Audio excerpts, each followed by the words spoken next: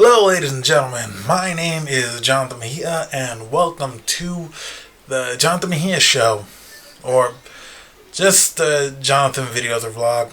Well, not much vlog. Yeah, I'm thinking kind of random. Most of my stuff ain't gonna be scripted, but yeah, I figured give this a shot.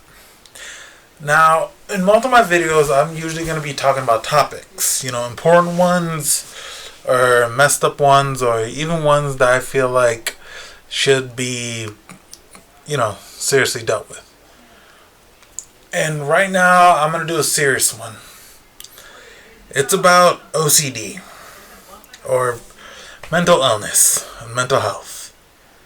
Now, the thing is, if you guys already know, we've hit a crisis already in the pandemic, where California had a wildfire and now COVID is still out there. We really hate this, and what could get more worse? Well, the fact is the mental health crisis is also increasing due to actual people not just being worried but also feeling too isolated. And the thing about people with mental health, or even people who are just getting it now, it's it's a serious thing. Too serious that, wow, it's just too much. Too much. So, today I'm going to talk about, 3 things. And in the end, this last thing can help you. The first thing I'm going to talk about is different types of mental illness, my life story about mental illness, and how to deal with it and get help from it. Okay. Now, there are many types of mental health and mental health that is, really, really hard to deal with. And I'm not trying to speak for all of them too much, but I'm just trying to explain what I can, but also trying to explain the one that I mostly have. For me, I have OCD, obsessive compulsive disorder. Now, the thing about obsessive compulsive disorder is when an obsession is taking over you too much to the point that it's hard for you to get over it, and you have to just give up everything just to focus on it. And you've seen some people, who have OCD, sometimes they figure, oh, I have to knock on this door 3 times, or else I'm gonna die. Or, better yet, I gotta chug this soda, or otherwise something might happen. Or, worse, I have to eat this spaghetti and meatballs with this bread. Otherwise, bad things. It's too dirty. I gotta throw it away. Now, for me, I don't have that. There are people with that, but others have the inners. And yes, I just ate this while talking to you about this. Because, like I said, this show is not scripted. Now, the thing about the inner is that it's not just something that you'll feel, but someday you'll think. For me, I have the thoughts one. I can't stop thinking about these thoughts too much to the point that it hurts my head. The thoughts themselves twist and keep going and going, and it hurts so much that heck, I broke down a lot. I freaking suffered. I even was really giving up a lot of things just to deal with these thoughts. It's like a constant war that I dealt with. And I thought maybe, just maybe, the only way to win is not just to, give into it, but just to tame it in a way to the point where I just literally don't even live my life correctly. That's how my thoughts wanted to win. Now, one thing you guys wondering, what kind of thoughts do you have? I want to get that personal, but I think I'll tell you like some of it later. But the whole thing is this, like OCD, those thoughts are literally serious to me to the point that, it affects my head. Like it affects me so much that, yeah. When I'm trying to have fun, when I'm trying to do something, when I'm even trying to, hang out with my friends or be with my girlfriend, it is like that. For other OCD people, it's like, it's a trigger moment.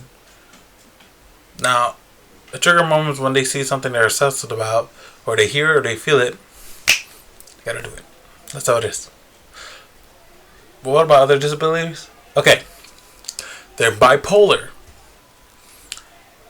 Asperger's, and autism. Oh, and also agoraphobia. Another more. Oh, also Tourette's. The thing is, those disabilities, one thing I know about Tourette's syndrome is that, like, they will constantly do, like, an actual noise, or they'll constantly do something that they cannot control. Like, something that's part of their heads that, will just go like that. Like, they could just say something like, trap, trap, trap. Or something else. Bipolar is like a mood swinger. It's like you're trying to be normal, but when you're in one transition of a mood that you're not yourself, you're someone else. And then you transition to another person. That transition keeps going on until you crash. And boom, you are down hard. Or I'm going to be wrong. Anyone with bipolar or any other mental disabilities, let me know so that way you guys could explain it clearly. Like I said, like, it's hard. Like, I'm not speaking for everybody, but I'm just trying to, say, like, trying to spread the awareness about it. And for autism, most people think when you're autistic, you're basically that sensitive. Well, kind of, but in their own way.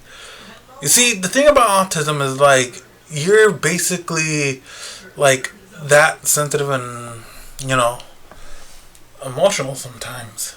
And the thing about that is that you can handle a lot of things that you feel scared about. Sometimes you can go through with it, sometimes you can't. Asperger's is another one where that one is like a depression one, but it basically mixes with, like, either questioning with depression or even feeling just down too much. Like, way down. And for agoraphobia, that's literally fear of leaving the house. Or fear of leaving everything. One thing people are afraid of is having an agoraphobia. To the point that you cannot leave your house over anything. Like, if there was an old lady that needed help because she fell down the street, and you have agoraphobia, you can't leave because you feel like you can't. One thing that kind of questions about some of the mental illnesses is how people, like, they think, oh, I seen this on TV and I heard about this from my friend, so I know how it looks like. Kinda. Like, okay, guys, there are sometimes when TV literally just depicts it correctly. Sometimes they don't. Don't believe everything you watch on, like, on any of the shows that you watch or any of the shows you stream. Literally. Also, for, like, mental ill people, most people want to know, how do I deal with them? That I'm going to get to the last part. And this is how it's going to help a person. So, that's mostly the mental illnesses that is mostly known. and I let you guys know how it is. So here's my life story about how my OCD started off. But I must warn you, like, warning, this is literally gonna sound messed up and a bit sad, but yeah, it's what I went through. Now, my whole life, I was, like, growing up, I was never OCD. Like, literally. I literally was normal. Like, sure, maybe I've been weird through my school years, and maybe I was that much of a not weirdo, but I can't believe I'm saying this. I was that much of the annoying one that most people consider not having around. Like, heck, even my school years was sad. When people want to know how sad, like, sad that you basically wanted to leave, or sad that it felt like you were getting stabbed by a knife. Now, I'm about to say something on how I felt through my elementary, middle, and high school year in the most saddest way, to the point where it's like, damn. You ever seen a nature show where, like, the young infant that is born the weakest and is considered the weakest throughout the family? Like, when the youngest is born, it's treated with disrespect. To others, people, they'll be like, oh, it's so cute. But, and sometimes the animal kingdom, it's like, if you're considered the weakest, we'll eat you or we'll kill you. Because they don't want the weak ones. And yet, I sat in those classroom chairs, walking through those hallways, getting out of classes, going to my house, laying down, and literally being jealous of that actual young infant that got eaten. Because at least that actual young animal got a chance to be shown on TV, and people feeling sorry on how his death was, and literally feeling how sad he was judged. I hated my school years, mostly. Well, I mean, I was lucky enough I had friends and good teachers, but being honest, most of the others were pricks. But enough about that. I'll tell you about my life story later. You see, it's after high school, when I graduated, that's when I thought, heck, maybe my life is going to be more sad. No, it actually went great. I'm part of a video game club in my community college. I literally made a lot of friends. I was living my life and living my school year, like my college year, the way I did. And heck, I felt me. No more hiding. No more trying to be someone. I felt me. And when I was about to graduate my community college, I was about to feel good and strong. I was even a martial artist. I did taekwondo, judo, and jiu-jitsu. I have a green belt in judo and a green belt advanced in taekwondo. Jiu-jitsu is still white, but yeah. No matter what, I loved it. Because I felt me. I felt strong. I felt like I was being a better person. Even though, like, my school jobs felt low a bit, it's how it went. Like, my school job was basically recycling. I was a recycling guy over there. And not gonna lie, it wasn't that bad. It was really good. My own hours. I get to literally finish my work fast and, yeah, get to my classes and finish my schoolwork. Now, how will this relate to my OCD? I'm considered a late bloomer when it comes to OCD. Now, others will say, how? When I was doing my work, and in a moment, I was trying to watch a video because I was bored, and when I was about to finish my work, that's when I saw the video. And then, for some reason, Boom. That was the day. The day it happened. First, I thought it was just a regular anxiety fear. First, it was just something I could just, forget, but later on I couldn't. That's when the obsession of it started off. I obsessed so much of it that I couldn't, stop.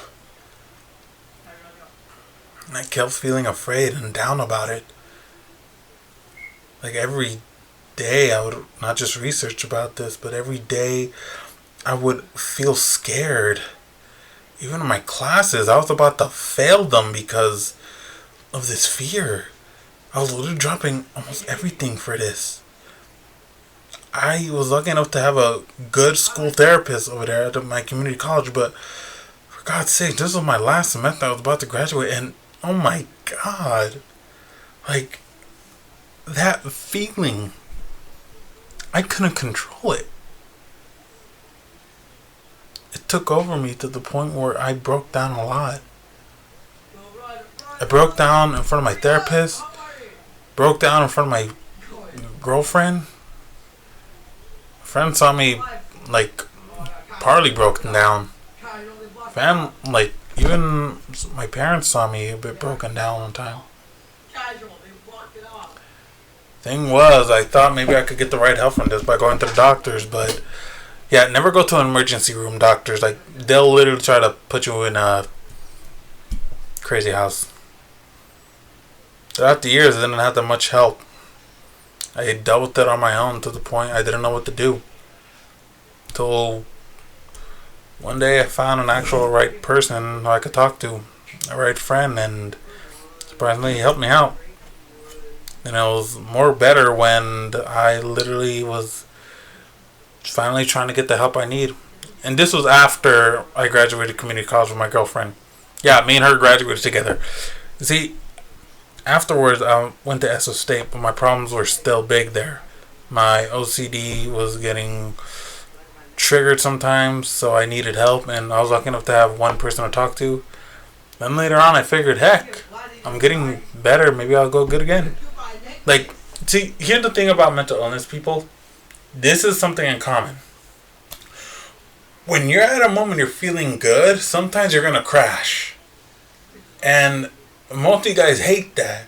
You hate crashing down to the point where you're going to feel lost and hopeless. But yeah, you may have crashed, but you can still get yourself back up. You see, when I literally crashed one time, that's when the person I was talking to knew that's it. I can't do this alone anymore. Even though my friends are there to comfort me and my family are here to support me, my girlfriend is on my side. Truth is this: I gotta look for professional help. And is it true I'm looking for professional help? Yeah, I already got one. I had one. I had a cognitive therapist. I went to an actual psychiatrist that my doctor recommended me. Not an actual, regular therapist, but an actual cognitive therapist. And the psychiatrist is the one that literally wanted to know what I have. And it turns out it was OCD. I told that psychiatrist everything. And the thing about that psychiatrist is that, yeah, even though it gave me the proper medication, it still followed my way to the point where it's I don't want to take medication that can make me like a zombie, or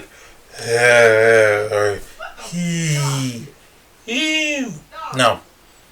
I'm taking ones that just helps, control my thoughts. I'm still me. My cognitive therapy is literally good. They actually help you more to the point where they help treat it, but they also want to make sure that you're doing it in a way that you feel comfortable with. So, cognitive therapists are the best therapists that I recommend. I'm glad I found one, but now I have to find a new one because my last one moved to LA, and yeah, now I have to find a new one. That's another hard part. when you lose your therapist and you feel like you're starting all over, maybe starting all over, but let's be honest. At least you're trying to continue. You're trying to continue to help. At least that's one step. And yes, if you guys hear some of the laughter and some noises in the background, that might be my brothers and my dog. Okay, so now I'm going to be talking about ways to help with your actual mental illnesses. Now I'm going to talk about at least 4 to 5 ways. But if I lose count, then yeah, sorry about that. It's not that happens. Hey, we're all human. We make mistakes. But at least I'm making mistakes live on a non-scripted show. So, for people with OCD or any other mental health issues, what I'm about to say is literally important. And I want you to follow this. Because this is helping me, and even though I crashed a little bit, I'm trying to get back up. Now, you gotta understand what I'm about to say here is important. So you guys gotta at least try to go with this. So that way you guys understand. Okay. Now, the first thing you gotta do,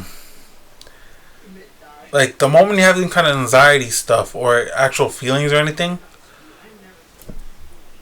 go to an actual doctor. Now, I know what you guys are saying. Should I go to a psychiatrist or a therapist? True, but if this thing's literally like gone out of control, it could get to the point where it might be an actual medical thing or just a mental thing. The doctors are the ones that are going to check if it's medical or not. If it's not, then they're going to take it to the psychiatrist to speak to them, and then they'll figure out what you have. Now, some of you guys are afraid of that. And this is number 2. Try to tell the psychiatrist everything, but make sure you're calm about it. Now, why is that?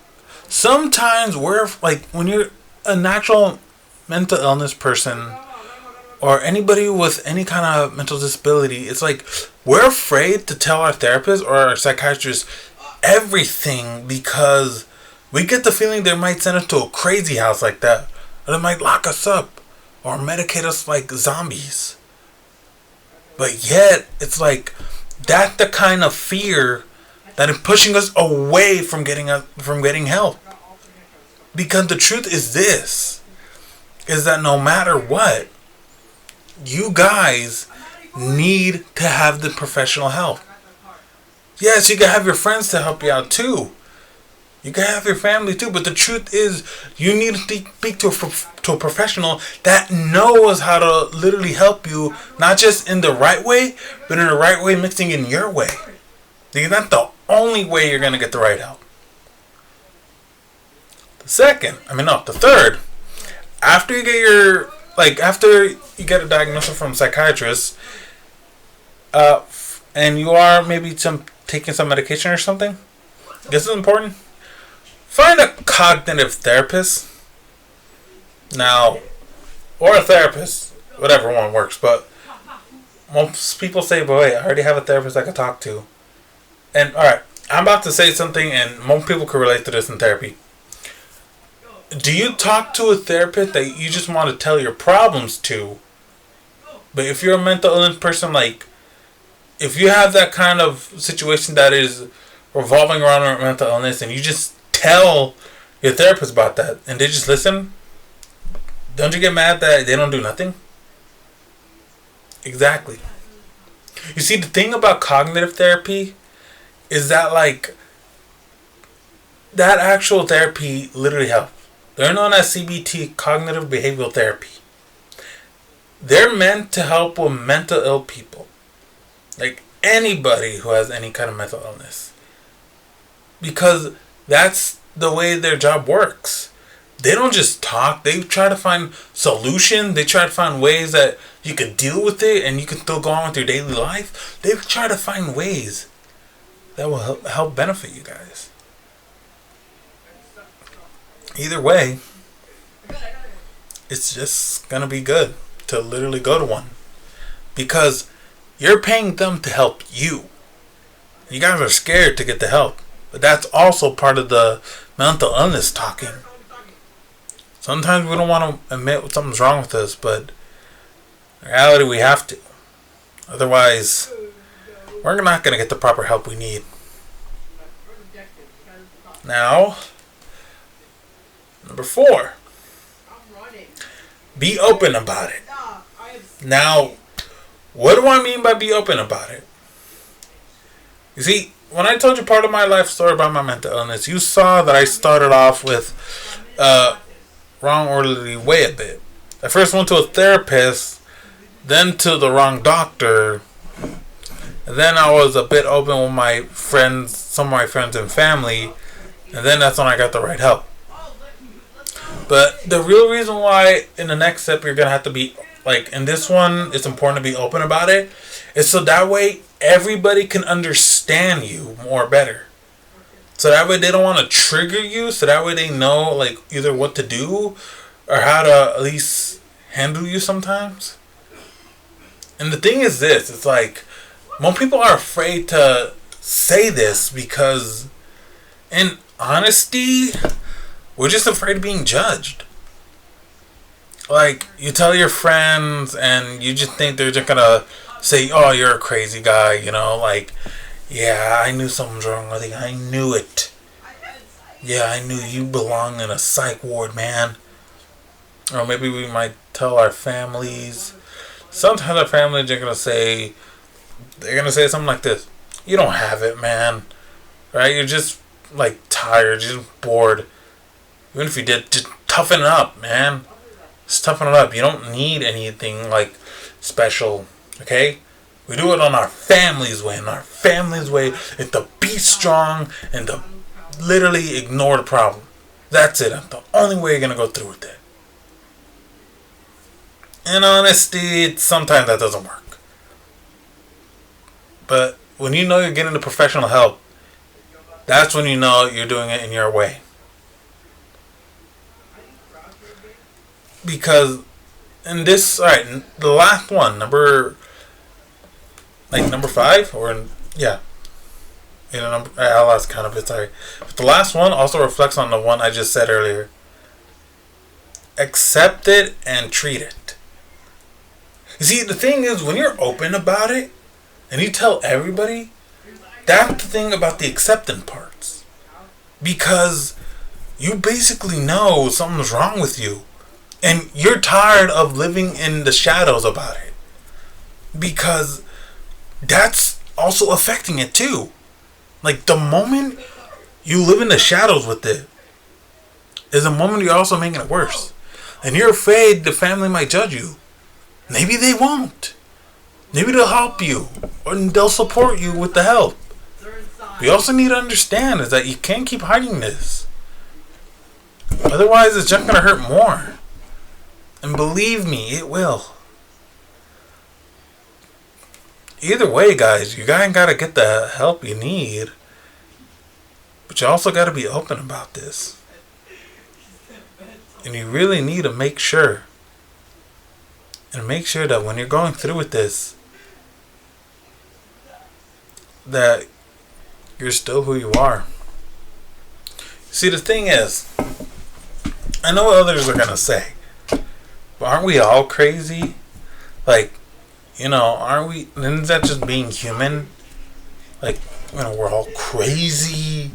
We're all psycho. That's just life. True? But let me tell you this.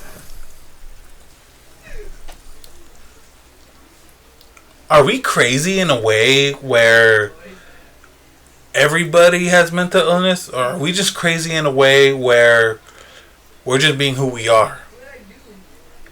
Because if you're saying the last one, there's a difference with the mental illness. The mental illness unstables us, hurts us more. When we are ourselves, we're happy and we're okay. So either way, I still want to be me, while I still want to, you know, try to treat this. If you guys are hearing laughter a bit in the background, that's just my nephew playing video games with his friends. In the next story, I'll tell you embarrassing stories about him. Don't wait. You see, point is this. Whatever different type of disability you have, you can't deal with it on your own. Be open about it. Get the help you need and treat it.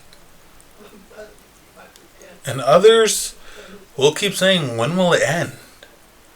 See, this is another thing about mental disability people, where I like to call it break free.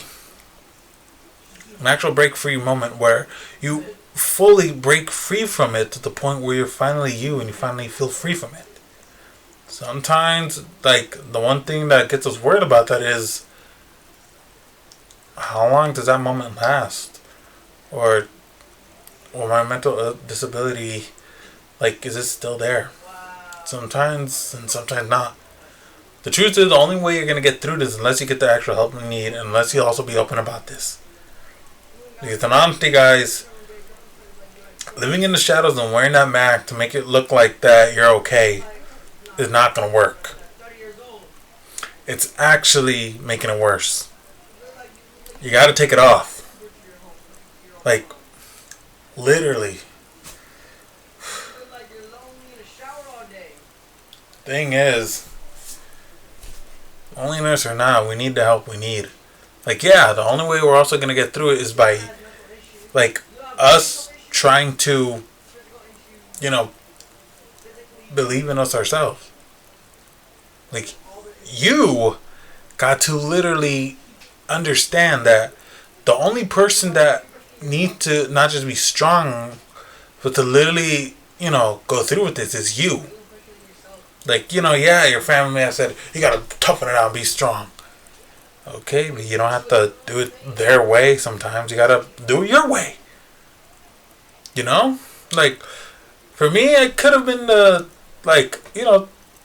tough guy way, but, okay, that was my Facebook Messenger. I don't know why, but, yeah. I may be sometimes like that, but, okay, I don't know why that happened again, but, I'm mostly just the kind of guy that is still himself. I'd rather be tough in my way. It's okay to follow some advice sometimes. Just remember that, guys. Either way, you are the one who have to help treat this as well. Because this is you. But you also still need to get the professional help you need. You also got to be open about it. So remember that, guys. Be you. Get the help. And treat it right. Remember, it may sound like you're alone, but we're not alone. I hate it when others say we are no matter what, but when you're alone about it, let's be honest. It hurts more. And that's it. That's all I have to say about, mental disabilities and about my OCD. Thank you guys very much for understanding, and thank you guys so much for, staying with this episode. In the next episode, I'll see what else I could talk about, but, yeah, maybe I could talk about, other important stuff, or maybe I could just tell you embarrassing stories about my nephew. Yeah, he's still over there playing with his friends. The guy is really crazy. But hey, either way, just be balanced, be good. I'll see you guys next time, and good night, SF.